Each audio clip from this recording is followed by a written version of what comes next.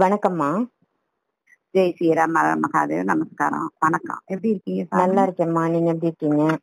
நல்லா இருக்கேன் சார். இன்றைய கேள்வி, ஆவிகள் எந்த மாதிரியான ஆட்களை பழிவாங்கும்? நிறைய இடங்கள்ல நான் சொல்லியிருக்கேன். ஆனா உண்மையான விஷயம் நீங்க நினைப்பீங்க, இவங்க ஆவி ஆன்மாக்களை வீட்டு பக்கத்து வீட்டுக்காரவங்க, அதனாலதான் இந்த அம்மா இதெல்லாம் சொல்லுது. ஆனா உண்மை நிலவரம் என்னன்னா, நான் செத்து பழச்சவன். அருவக்கோட்டையில நான் போய் இருந்தவன். நான் அருவக்கோட்டையில பரம்பக்கூடிய அருவக்கோட்டையில ஆக்சிடென்ட் ஆகி வண்டி விபத்தாகி என்ன கொண்டு போய் அருவக்கோட்டையில போட்டிருந்தாங்க. ஒரு வீடியோல சொல்லியிருக்கேன். யாரும் நம்ப மாட்டாங்க. ஆனா இங்க உள்ள போலீஸ் ஸ்டேஷன், இங்க உள்ள அருவக்கோட்டை அந்த ஆஸ்பத்திரி, அதுக்குரிய இவங்க எல்லாம் நம்புவாங்க. அவங்களுக்கு தெரியும் அக்கம் பக்கத்துல உள்ளவங்க எல்லாருக்கும். சரியா? அது அந்த அந்த இடத்துல போய் நான் செத்து எந்த இடத்த போய் பார்த்துட்டு வந்தேனுங்கிறதையும் சொன்னேன். ஆனா அது அவ்வளவா, அதாவது கடவுளே வரம் கொடுத்தாலும் அந்த வரத்தை வாங்கக்கூடிய தன்மான மக்களுடைய இந்த பரபரப்பான நிலையிலையும் இந்த எல்லாத்துட்டையும் இந்த போனுங்கிறதுல கெட்டதையும் அவங்க கெட்டதுக்குள்ளேயே நுழைஞ்சு போறாங்க. அதுலயே நல்லது இருக்கு.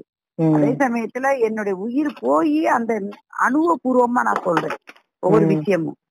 அப்ப ஒரு ஆன்மா எந்தெந்த ஆளுகள் எல்லாம் பண்ணி வாங்கும் அப்படின்னா, ஒரு விஷயம் சொல்றேன் கேளுங்க. இப்ப ஒருத்தவங்க எதிரிக்காரங்க இருப்பாங்க, தேவனை அதெல்லாம் செஞ்சுட்டு கொலை பண்ணிடணும் வைக்கணும், இந்த ஆதங்கத்திலேயே இறப்பாங்க.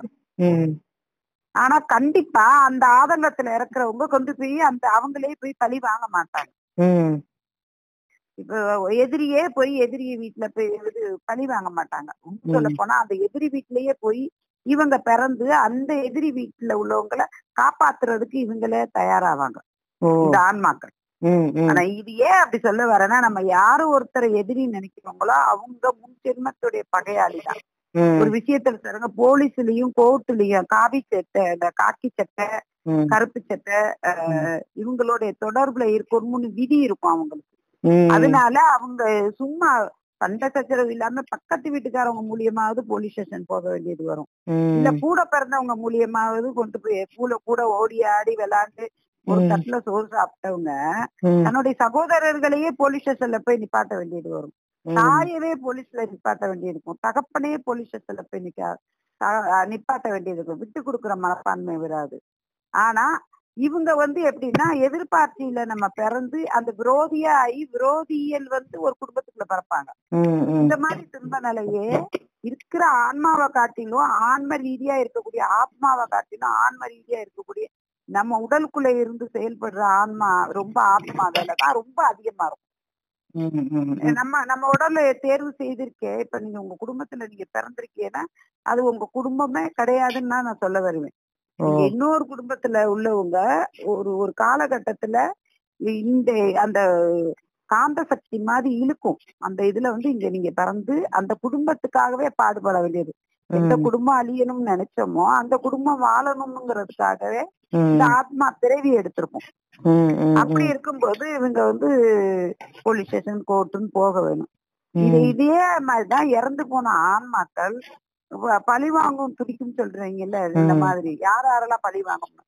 உண்மையிலேயே சொல்லப்போனா ஆன்மாக்களுக்கு அந்த உலகம் ரொம்ப புதுமையா இருக்கும். இப்ப நம்ம ஆன்மா உலகத்துக்கு போவோமா, பிடிக்குமா, விரும்பி நம்ம சாவோமா, என்னமோ ஏதோ மண்ணுக்குள்ள நம்மளே குழி தோண்டி தரைச்சிக்கிடுவோமா, என்னமோ ஏதோ நம்ம ஏதோ என்ன ஆக போறோம்னு அவ்வளவு ஒரு பய உணர்வு இருக்கும். ஆனா அதையும் துணிஞ்சு இறக்குறது ஆன்மாக்களுடைய தூண்டுதல்ல தான் இறக்குறது. இந்த வண்டியில அடி பண்றது, தூக்கு போடுறது, மருந்து சாப்பிடுறது, இதெல்லாம் ஆன்மாக்கள் அவங்க குடும்பத்துல உள்ளவங்க தூண்டுதல்ல இது பண்றது.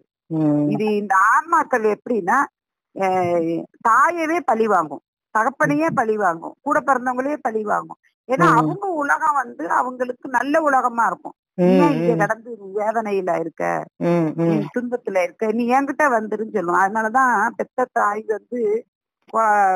தாய் இறந்து போனா அந்த குழந்தைய நோய் உள்ளாக்கி அந்த குழந்தைய கூட்டிட்டு போறதுக்கு இருக்கும். குழந்தைக்கு தெரியாது. ஆனா அந்த குழந்தை இது ஒரு பச்சை குழந்தையாதான் இருக்கும். ஆனா அது ரொம்ப அடிக்கடி நோய், தாய் செத்துட்ட அந்த குழந்தையும் சாகுறதுக்கு இதாயிரும். அதனாலதான் இது தாய் செத்ததும் இந்த குழந்தைய காப்பாத்துறதுக்கு சில மாந்திரிக வேலையெல்லாம் பண்ணி அந்த குழந்தைய காப்பாத்துறாங்க. இதே மாதிரிதான் உறவு முறைகள் இருக்கு இல்லையா, அத்தனை பேரையுமே பழி வாங்கும். அதுதான் அதுக்கு இறக்கும் போதே அடப்பு காலங்கள்ல இறக்கும். ஆமா. அப்ப அது இறக்கும் போதே வந்து பாவ காலங்கள்ல பிறக்கும்போது அது கண்டிப்பா மறுபடியும் வந்து அவங்க குடும்பத்துல ஒரு நபரை கூட்டு போகும்ட்டு அந்த காலத்திலேயே இந்த இவ்வளவுக்கு விஞ்ஞானம் வளர்றதுக்கு முன்னாடியே முன்னோர்களும் மூதார்களும் தெய்வ பிறவியா பிறந்து நமக்கு சில குறிக்கோள் எல்லாம் குறிச்சு வச்சுட்டு போயிருக்காங்க. அந்த காலத்திலேயே இருக்கு.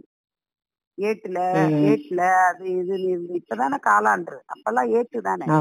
ஏட்டுல குறிக்கிறது, அப்புறம் வானத்தை பார்த்து இந்த இந்த நேரம் ராகு காலம், இந்த இந்த நேரம் நல்ல நேரம் இல்ல, இந்த நேரம் கெட்ட நேரம், வானத்தை பார்த்தே நமக்கு அந்த பிரபஞ்ச தொடர்பே நமக்கு இருக்கு, இன்னும் இருக்கு. ஆனா நம்ம அந்த பிரபஞ்ச தொடர்பு எடுக்கிறது இல்ல. ஆக யாரு எந்த விதத்துல இறக்குறாங்களோ அவங்க குடும்பத்துக்கு அவங்களே கெடுதல் செய்வாங்க. அத தெரிந்து அது கெடுதல் செய்யறாங்களா நன்மை செய்யறாங்களா நம்ம கண்டுபிடிக்கணும். அது அவங்கவுங்க கண்டுபிடிக்க முடியாது. யாராவது விவரம் தெரிந்தவங்கள்ட்ட போய் இத கேட்டாங்கன்னா அதை ஈஸியா கண்டுபிடிச்சு சொல்ல முடியும். அத வந்து தடை போடணும். ஒண்ணு இல்ல, உங்க அம்மா இறந்ததுக்கு அப்புறமே உங்க மேல நீங்க எவ்வளவு பாசம் வச்சீங்க, அதே மாதிரி அம்மாவும் நல்ல பாசமா தான் இருந்தாங்க. ஆனா அம்மா இறந்ததுக்கு அப்புறம் எவ்வளவு கஷ்டத்தை நீங்க இது பண்ணீங்க. அதே மாதிரி பல பூஜைகளும் அம்மாவுக்கு செய்ய வேண்டிய இதுகளை செஞ்சதுக்கு அப்புறம் இப்ப அம்மா அவங்கள வாழ வைக்கிறாங்க. வாயில வைக்கிறாங்களா இல்லையா சொல்லுங்க? நிச்சயமா நிச்சயமா. அது மாதிரிதான் ஒவ்வொரு வீட்டுகள்லயும் அந்த ஒவ்வொரு ஆன்மாக்களுக்கு அது இறந்ததாகவே தெரியாது. அதை தெரியப்படுத்தணும். தெரியப்படுத்தும் போதுதான் அது வந்து ஆத்தாடி நம்ம பிள்ளைங்க நல்லா இருக்கணும், அப்ப நம்ம இருக்கிறது வந்து மோசமான நிலையில இருக்கோம், இவங்க வாழ்க்கை தான் அவங்களுக்கு தெரியப்படுத்தி நம்ம வந்து அவங்கள சாந்தப்படுத்தி தெய்வத்துக்கு தெய்வமாக்கலாம், பிறவி மறுபிறவிக்கு மறுபிறவி எடுக்கலாம், இல்ல வந்துட்டு அவங்க வந்து எதை ஆசைப்படுறாங்களோ அதை நிறைவேற்றி கொடுக்கலாம். இதுதான் உண்மையான விஷயம். கண்டிப்பா கண்டிப்பா. ரொம்ப அருமையான தகவல்மா. பழிவாங்க துடிக்கும் ஆவிகள் அப்படின்ற தலைப்புல நல்ல அருமையான தகவல் கொடுத்தீங்க. நன்றிகள். நன்றி நன்றிம்மா. நான் தான் உங்களுக்கு நன்றி சொல்றேன். நன்றிம்மா.